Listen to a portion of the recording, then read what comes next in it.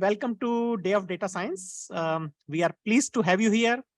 And before we get started, we would like to thank our sponsors for today's event, National Science Foundation, the UNT Career Center, Department of Information Science, and College of Information's Code Series, and also the UNT Data Science Organization. Now, I would like to introduce our keynote speaker. Cortnie Abercrombie is the CEO and founder of AI Truth, a non-profit organization dedicated to responsible creation and use of AI. As a recognized AI and data analytics expert, Cortnie was asked to be a founding editorial board member for Springer Nature's AI and Ethics Journal. She was named one of top 25 women of AI in healthcare and pharma in 2022. One of 12 brilliant women in artificial intelligence and ethics to watch, one of the top 100 innovators in data and analytics, and one of 10 big data experts to know. Cortnie is a top advisor for Fortune 500 companies on responsible artificial intelligence strategy and data innovation practices. She has co-authored over 20 research reports on data and AI and has delivered keynotes to audiences for up to 100,000. Her work has been covered by more than 20 online media outlets, including Wired, Forbes, and Inc. magazine. She has very recently written a book, which probably she is going to show. It's sitting here, actually. But also, we are very fortunate to have Cortnie on our college leadership board. So we are honored to have Cortnie as our keynote here today. Please welcome Cortnie Abercrombie.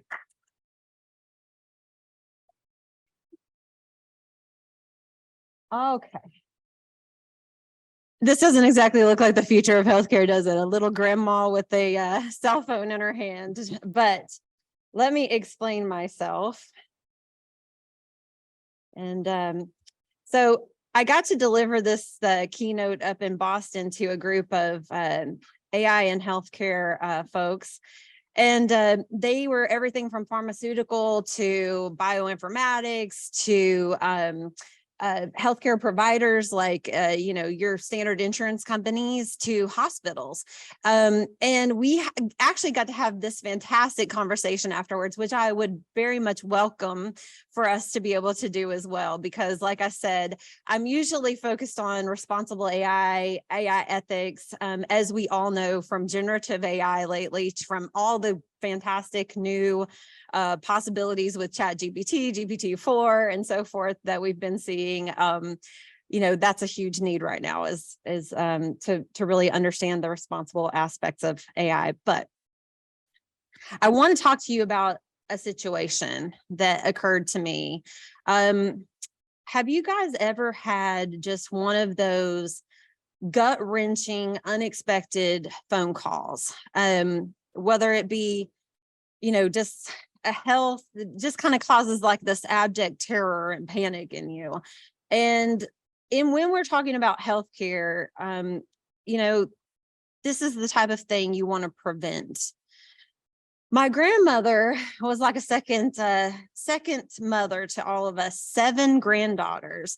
She was that type of person that when you walk in the room, she's like that exact example that you always see that wants to give you the candy as soon as you come in and try to feed you something out of the refrigerator, whether it's expired or not. But and then has you quickly sit down so that you can start, spilling the tea, so to say. Let's tell me everything. Tell grandma everything.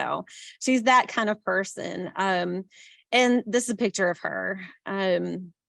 But within a few months of this picture, and there's actually even a funny story that goes with this picture. But sorry, my bad. Thank you. I'm looking at it up here instead of there. There you go. Yeah, she's like the quintessential grandmother. The bad thing is that after this picture, she had this blood pressure moment at home that caused her to, quote unquote, melt into the floor. My grandfather panicked and couldn't think of what on earth to do. And this man, he was, someone who was her high school sweetheart. They had been married for 67 years.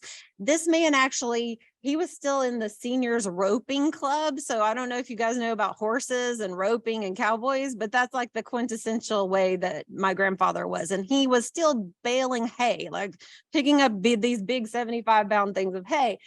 But when I tell you that this brought him down to his knees, this constant health panic that was instilled in him, I can't even begin to describe watching something happen to my grandfather, who I always saw as like super strong.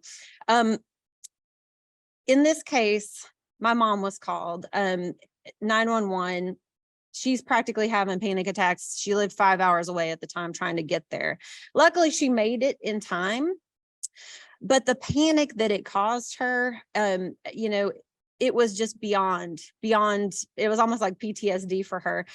And the other part of this is as soon as she arrived, my grandmother couldn't be consoled until my mom actually arrived. And so the presence of people in a very emergent moment, a very urgent moment, changes the way people can recover, even, I think.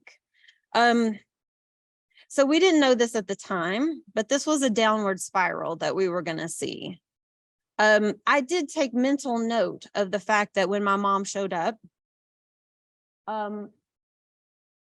lots of changes in behavior occurred with my grandmother, and it was good. It was all good. But then another bit of things started to happen. Poorly administered medications, because there was suddenly a ton of them, missed appointments, trips and falls, drug allergies and interactions, bad diet, lack of emergency equipment in the home, slow 911 responses. They lived in the rural area. So the feeling of helplessness that came with these constant ups and downs and these things that were happening inside the home caused my grandfather to just not really be able to even keep up with this. And as we all know, the older you get, it's going to become a lot more overwhelming to take care of yourself. Suddenly, you've got parents or grandparents that you're taking care of that have a general practitioner, and they have a set of instructions and a set of drugs and a set of appointments, and then they have a set of a portal that you have to go in and manage, and then you have to manage the money, and then you have the heart person and their set of instructions, and the lung person, and it just keeps going on. I mean, and it just becomes overwhelming. And all of this kind of got me to thinking, what if things could be a little less overwhelming and we could converge some of the things that we're working on together? And I don't know if you guys have participated in any of these given things, but there are all kinds of things that we're all working on separately in this field of data and analytics. Everything from smartphone health apps. We've seen a huge amount of smartphone health apps, bioinformatics. I'm sure some of you are working on bioinformatics, wearable health and monitoring and alerting, a hospital to the home technologies, things that are allowing older elderly people to stay in their homes longer through all kinds of equipment that can become available. And I'm driven by this idea that these efforts must converge, because right now, if we keep them separate like they are, we don't have a way to bring that full way that everybody lives their lives and takes care of older people together. So where can all of these innovations converge? Can anybody think about one possible place they might converge, like where everything else has converged, maybe? I want to introduce you to an idea that, has anyone read Pedro Domingo's master algorithm before? Anybody? Yeah? Nobody's read Pedro Domingo's, just one person? Okay, well, he has this idea of the master algorithm. Think of it as okay, has anybody seen Lord of the Rings? Okay, one ring to rule them all, right? This is the idea, one algorithm to rule them all. I think in the future that we could possibly be converged around the algorithms themselves, and that they would be a set of instructions that actually can work with all of those different things that I had just listed before, and that they can actually help manage, let's say like in the future, there's groups, bioinformatic groups that are informed by doctors and research. And did you know that in order for doctors to stay really up to date on their field, they would have to read something like 7,000 new research reports a day? That's almost impossible, especially in the area of cancer research, where something new is coming out constantly from across the world. For them to be able to do that, that would be amazing. But I don't know of any doctor that could spend all day just only reading. Do you? No. So I think that the way that we have to come at these things is with artificial intelligence in order to understand all the things that could impact. We have to be able to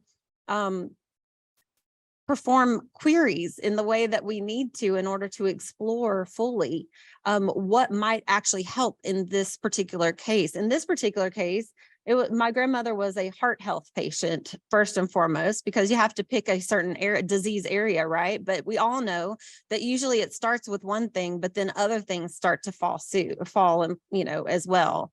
In this case, I think like a bedside cardiology group, for example, if anyone wants to take that later, could manage with an algorithm, preventative care, a monitoring plan, emergency care, and even palliative care. And let me explain myself.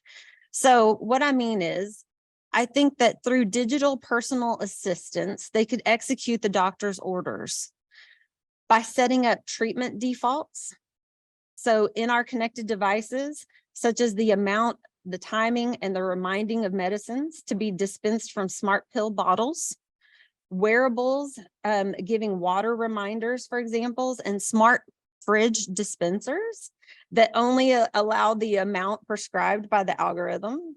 Maybe they even say, hey, that bacon's not a good idea. Of course, and then I would hit override because I love bacon.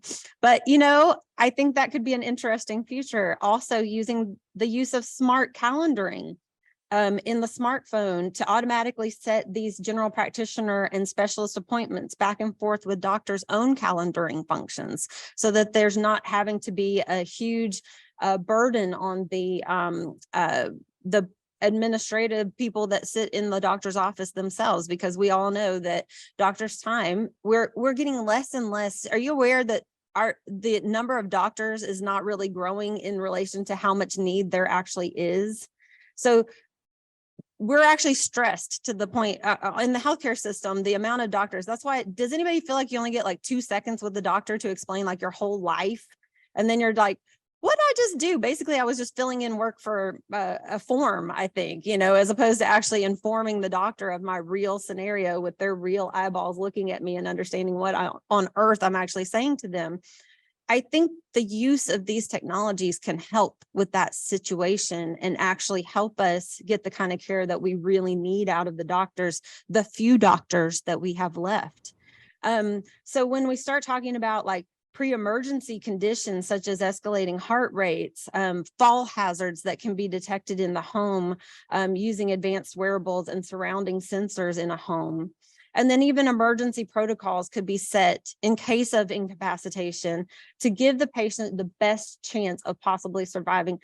I don't know if you guys also realize this, but elderly people are alone more than they have ever been in America, at least.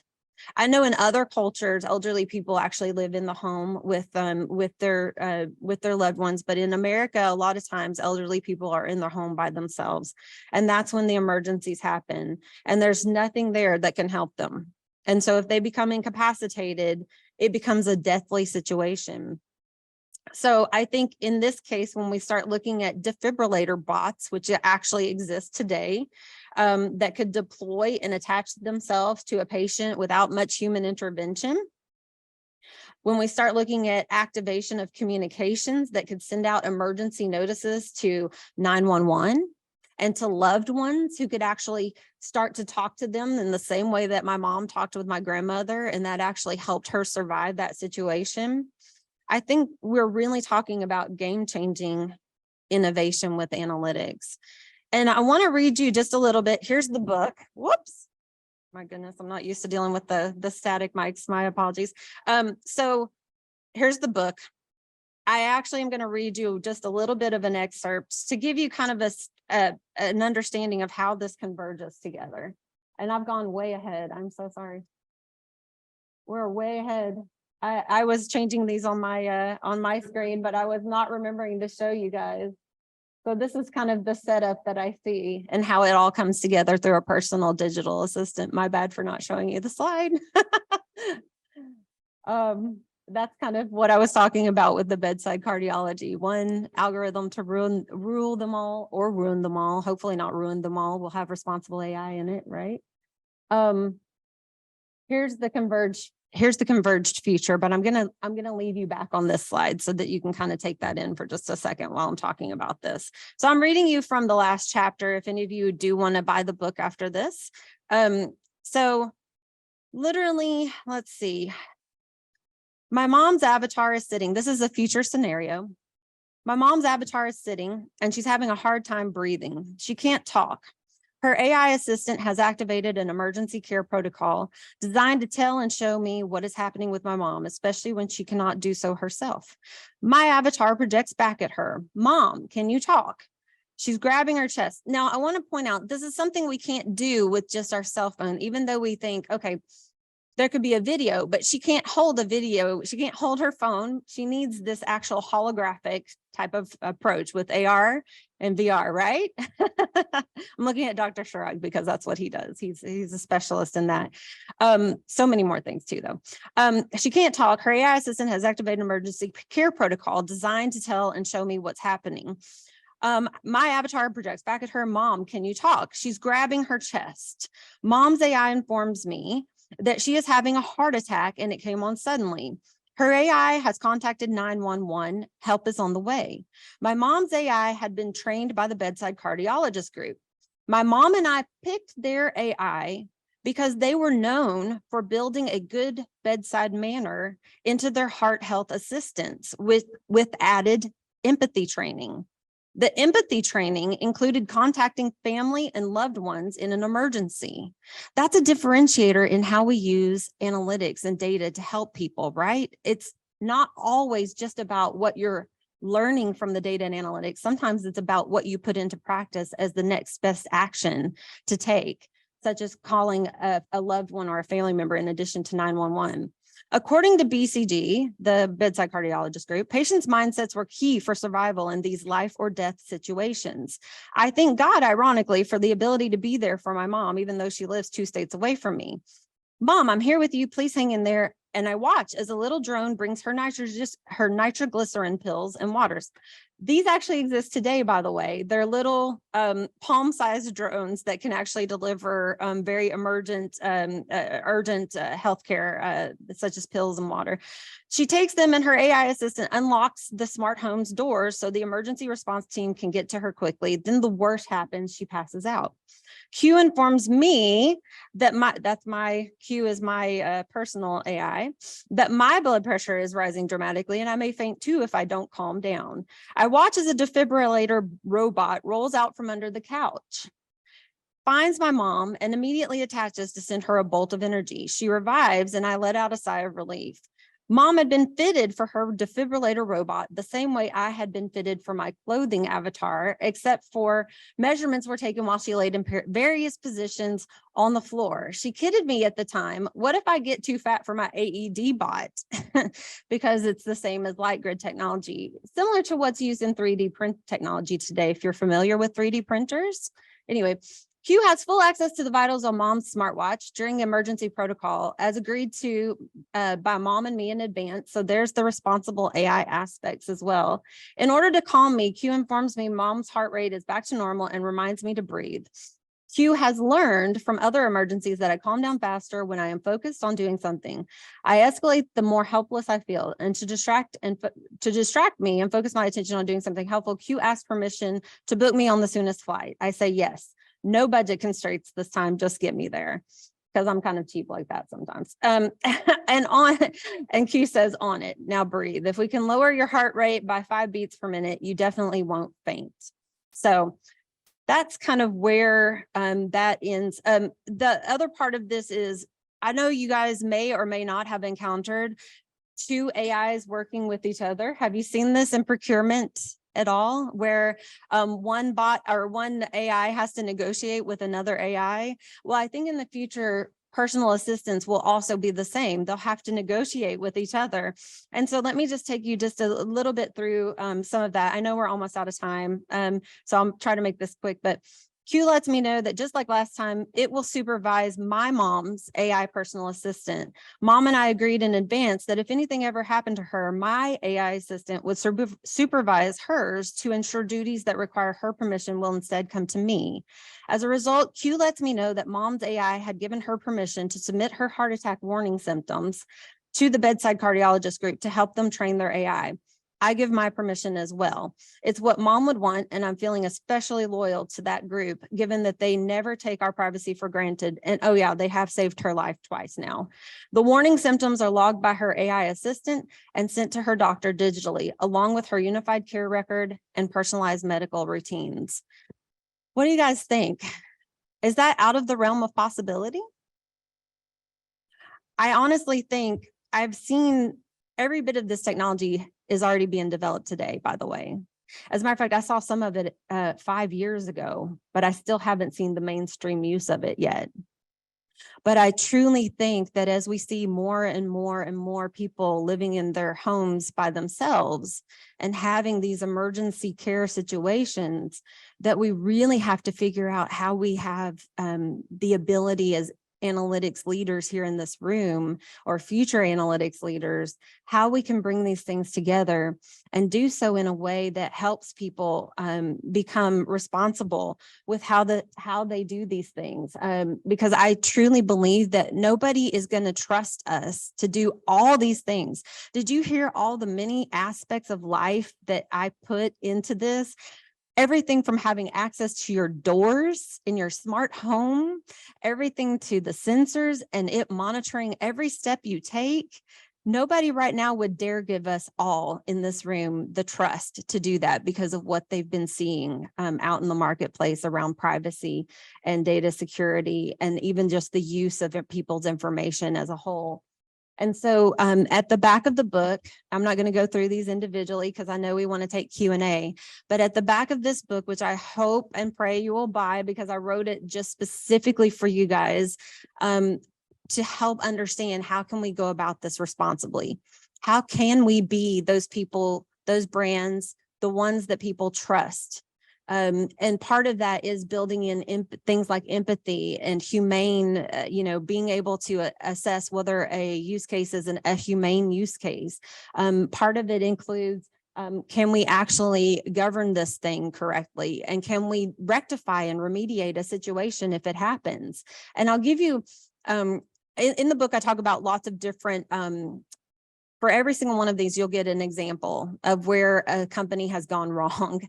The most recent group that I can think of is Equifax. They literally had 160 million people's credit scores change because of the way that data and analytics just flows through.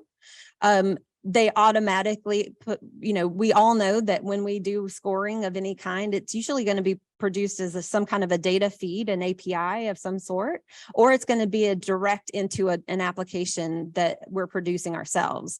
And when we see that that's the case and it's instantaneous, which is what most of our stuff today is, we rarely get a chance to just kind of look at things and be static about it. I mean, that's the analytics of old, right? We look at it, we make an analysis, and then a human will write up a report. But nowadays, it's all, as we see with generative AI, the report can be written up by a computer. It doesn't need to be written by a person anymore.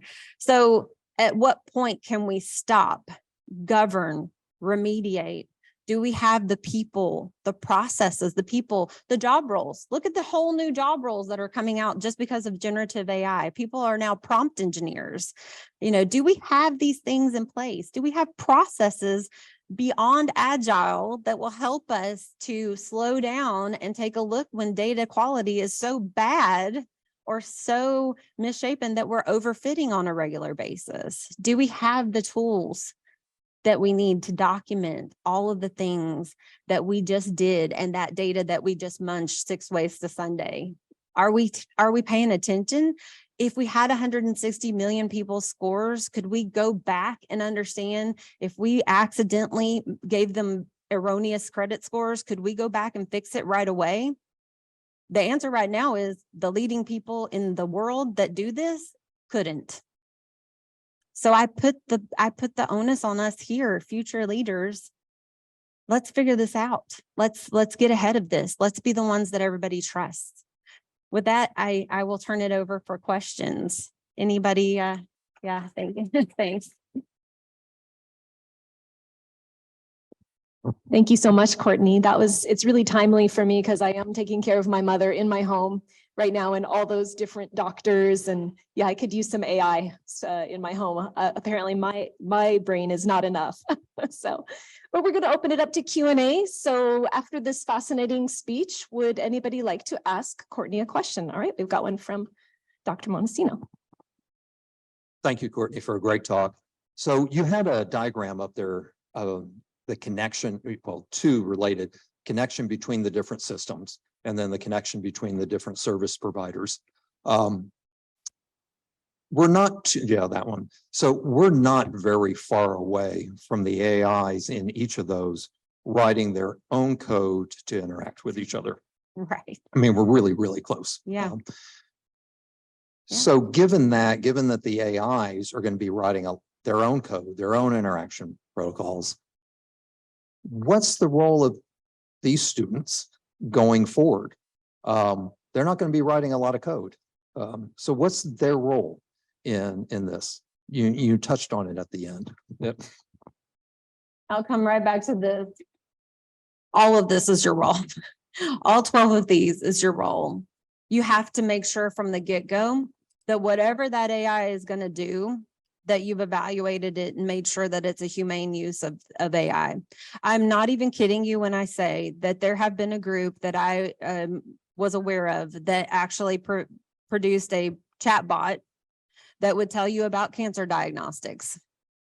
Can you imagine having a chat bot interact with you about you finding out if you have cancer? I can't.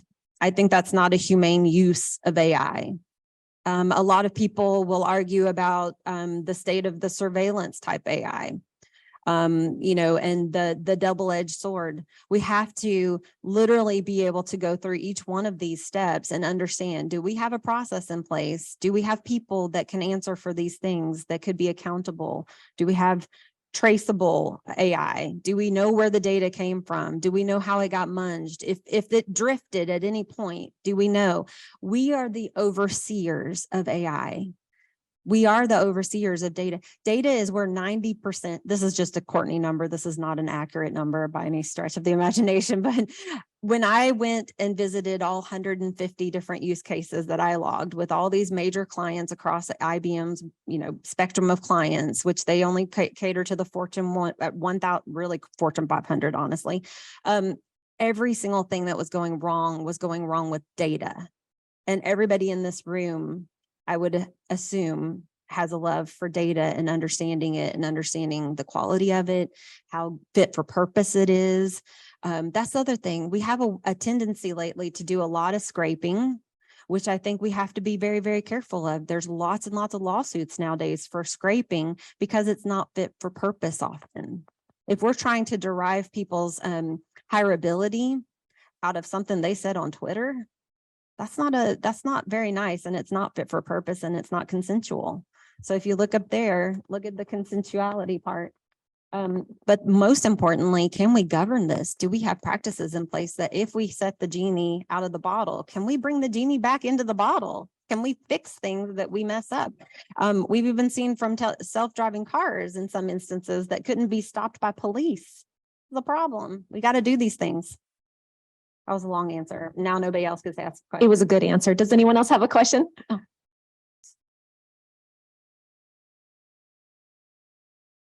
Thank you. So just kind of watching your presentation, there's a lot of tying things together, different types of technologies and AI. You know, in the US, we have a fairly complicated healthcare system, you know, so who do you see would be the entity or the, to tie this, be responsible for tying all this stuff together? I mean, is it government? Is it private industry? I mean, who's going to do that? I think it's going to be a little bit of all of the above, honestly. Government has never really taken an active role in enterprise, right? So it's going to be an enterprise-led situation. But I do think that there is an appetite, because I've seen a lot of these technologies brought forward from insurance companies and from others like pharmaceuticals who want to know, you know, how does a Parkinson's patient react in their home to a certain drug? Were we able to prevent the tremors? So they're using sensors for that kind of stuff. There is some private enterprise use cases that I think could become something that could help us bring some of these things together. But I think we have to have the will to start to move that direction. And I think with the, ironically, with the onslaught of all the new AI technologies that are coming out and the ubiquity of them, the highly availableness, I guess you could say, of all of these new technologies, I think we're getting there. We're quickly getting there. And as we see, like right now, the silent generation is the group that's really using, and just a little bit below is really using a lot of, would be the target candidates for this, but they're not ready for this kind of thing, right? And so I think probably Gen X and above, as we're taking care of more and more older parents and grandparents, I think we will start to see more and more use of this type of technology for taking care of the elderly and keeping them in their homes longer. Some has just been not the right timing, right? And the adoption mindset has to be there too. Yeah. So when we talk about AIs negotiating with each other and to reach a final decision, you have different points of view. How do we trust these different points of view and the final decision that is going to come? How do we trust that? Again, it's kind of human behavior kind of stuff. It's all human behavior related. I mean, just like understanding, if you, back to the example, right? Empathy training. That's something that a human had to decide was important to that algorithm. Algorithms are nothing more than a set of instructions, right? I mean, we remember that. They're not necessarily like, we're all thinking of large language models and deep neural nets and, you know, the most complicated aspects of artificial intelligence, when in reality, what we're talking about is a set of instructions. If this, then that, if this, then that, if this, then that, if this, then that, and so on and so on and so on and so on and so on. It's still okay to build in empathy. When you see a condition, let's say someone's at an emergency standpoint, urgent, do we talk to the family or do we go? You have to think as a human about that aspect. Do we send it to talk to the emergency 911 AI, or are we going to have it contact the personal assistant of the daughter who's in the contact book? Yeah, we can do that. We can make that happen. But you have to think as a human about putting that into your set of instructions. You have to think as a human, how can we get it to validate itself on a regular basis? But if there's no transparency, if there's no explainability, if it's not someone's job, they're not accountable.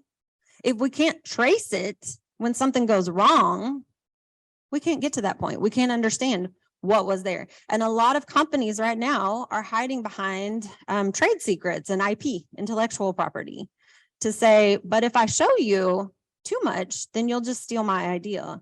But that's not really true unless your idea is something that can be easily stolen in the first place. So, I mean, something that's very, very complex that you've taken time to truly explain, build in explainability, transparency, accountability, all of these things, I think that's going to be worth a fortune. Not that it should have to be. We should just be doing the right things in the first place, but we don't always think that way when it comes to data and analytics.